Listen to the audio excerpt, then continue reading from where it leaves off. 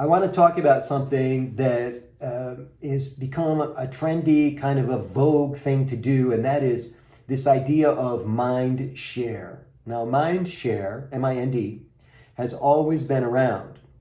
For the longest time, advertisers have been trying to get your mind share, right? They want you to click on stuff and buy stuff and go places, right? This is the name of the game in marketing and advertising.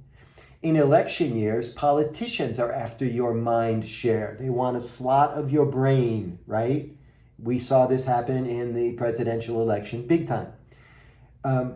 And the truth is, any organization, school, right? School has safety policies regarding COVID. And so they want your mind share. They want to know that you and your parents are going to be mindful of COVID protocol. And so they're always trying to keep your attention on this, right? But here's what I'm going to get at, guys, that when you give away part of your mind share, you can stop thinking for yourselves. This is really important when it comes to, say, identification. This is a very trendy phrase right now. I identify as, right? And it could be anything.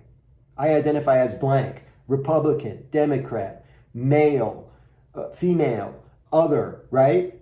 There's all kinds of options now on all kinds of things. And when we identify as something, please remember this now, if you remember nothing else I say today, when you identify as something, you give a piece of yourself away to that cause, to that organization, right?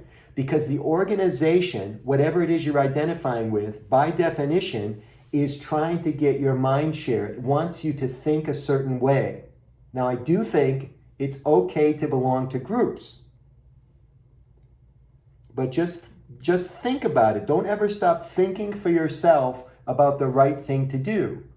Because there are people out there trying to take advantage of you. How many of you know what a cult is? This is the extreme example, but a cult. Yeah, of course. And a cult does not have your best interests in mind, right? A cult has their best interest in mind, but they use a technique called gaslighting. Please, somebody type it in chat, gaslighting.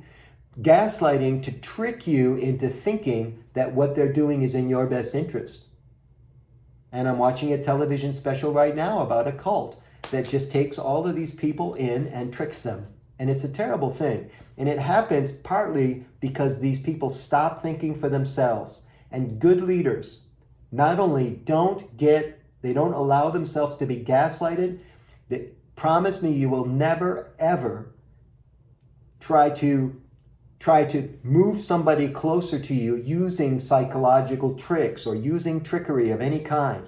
You don't need it, right? And in Rotary, we have a four-way test, and you've heard it by now, beneficial to all concerned, right? As a leader, I will never ask you to do anything that's not good for you, ever. And this is the game that we play when we're good leaders. I'm going to take questions and comments in comments in chat. If you have any questions you want to ask me about anything I've talked about today or yesterday, or anything that maybe you want to ask off the cuff, I'm fine with it.